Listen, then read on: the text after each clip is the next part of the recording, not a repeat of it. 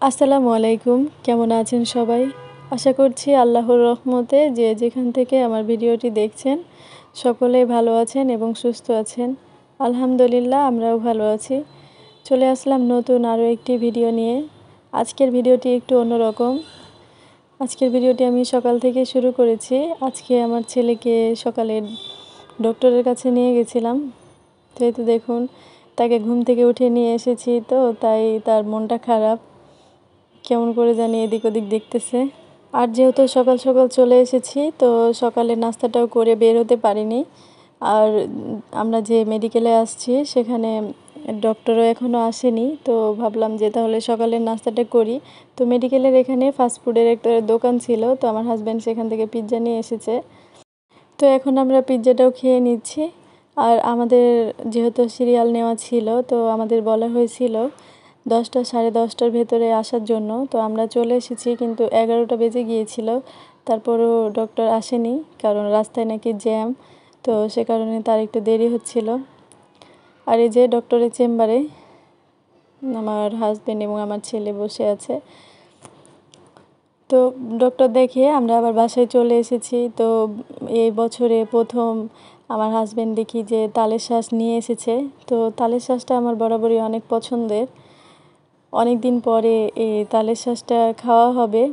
বাড়িতে থাকলে একটু বেশি খাওয়া হয়, কিন্তু শহরে আসলে আসলে তেমনভাবে খাওয়া হয় না। তো দাম শুনলাম, এক একটার দাম নাকি 15 টাকা। তো তখন মনে হলো যে তালের শাঁস না খেয়ে অন্য কিছু খেলে মনে হয় ভালো হতো। মানে আমরা মেয়ে মানুষ খাই, কিন্তু তারপরে একটু চিন্তা ভাবনা হয়। তো কী আর করার, যত দিন যাচ্ছে সব কিছুরই দাম অনেক বেড়ে যাচ্ছে। এই তো মনে হলো কবে জানি 10 টাকা হালি করে খেলাম, কিন্তু এখন সেগুলোর কত দাম।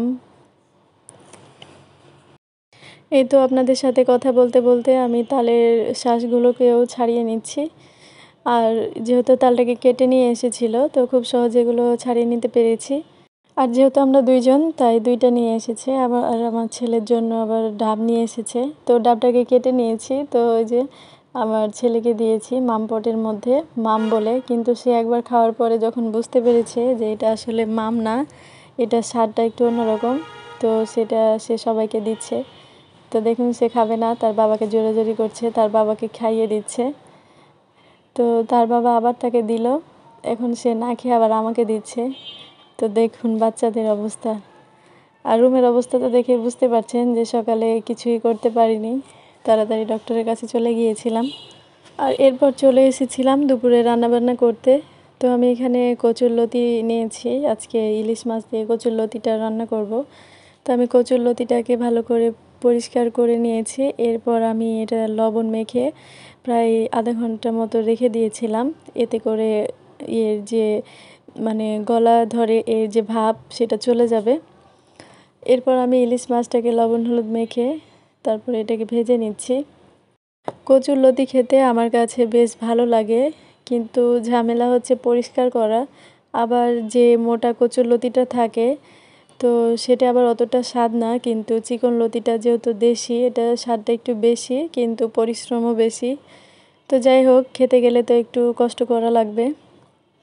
এই তো আমি কড়াইতে সরিষার তেল দিয়ে এর মধ্যে পেঁয়াজ, রসুন এবং কাঁচামরিচ দিয়ে সেটাকে ভালো করে ভেজে নিচ্ছি। আর এই যে পাশের চুলায় আমি এখানে মাছ, আলু আর টমেটো রান্না করতেছি। তো আমার এই তরকারিটা প্রায় হয়ে গিয়েছে। এখন আমি শেষে ভাজা জিরার গুঁড়া দিয়ে দিলাম।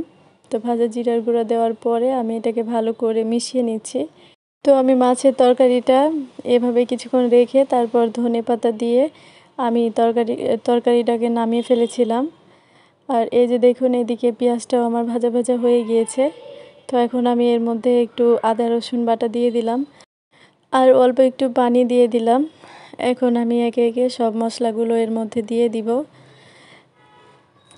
আমি এখানে স্বাদমতো লবণ, হলুদের গুঁড়া, ধনিয়ার গুঁড়া, মরিচের গুঁড়া এবং জিরার গুঁড়াও দিব। তারপরে আমি মশলাটাকে ভালো করে কষিয়ে নিব। আমি মশলাটাকে একটু সময় নিয়ে ভালো করে আমি কষিয়ে নিব। আর ভিডিওর এই পর্যায়ে আমার আপুদের কাছে ছোট্ট একটি অনুরোধ, প্লিজ একটা লাইক করে দিবেন। আর আপনাদের মূল্যবান মতামত অবশ্যই কমেন্টে জানাবেন। আর যেসব আপুরা আজকে প্রথম আমার চ্যানেলটা ভিজিট করছেন তাদের কাছেও আমার অনুরোধ, আমার ভিডিওটি যদি আপনাদের কাছে ভালো লেগে থাকে তাহলে অবশ্যই সাবস্ক্রাইব করে আমার পাশে থাকবেন। তো এই তো আমি মশলাটাকে কষিয়ে নিয়েছি, এরপর আমি এর মধ্যে টমেটো দিয়েছি। তো টমেটো দেওয়ার পরে এরপর আমি এর মধ্যে কচুরলতিগুলোকে দিয়ে দিয়েছি। ভেজে রাখা কচুরলতি দেওয়ার পরে আমি মাছের মাথাগুলোকে আমি ভালো করে ভেঙে নিয়েছি। তো আমি কিছুক্ষণ এটাকে ঢাকনা দিয়ে ভালো করে কষিয়ে নিয়েছি। আর কষানো হয়ে গেলে আমি এর মধ্যে সামান্য একটু পানি দিয়েছি, যেহেতু এটা চিকন লতি খুব দ্রুত এটা সেদ্ধ হয়ে যায়, তো আমি খুবই সামান্য পানি দিয়েছি। এরপর দেখুন আমার পানিটা শুকিয়ে গিয়েছে আর আমার কচুরলতিগুলো সেদ্ধ হয়ে গিয়েছে। এখন আমি এর মধ্যে ভাজা জিরার গুঁড়া দিয়ে দিব। তো ভাজা জিরার গুঁড়া দেওয়ার পরে আমি এটাকে মিশিয়ে নিয়েছি। মিশিয়ে নেওয়ার পরে আমি 1-2 মিনিট এটা লো আঁচে রেখে দিব, তাহলে আমার কচুরলতি রান্নাটা হয়ে যাবে।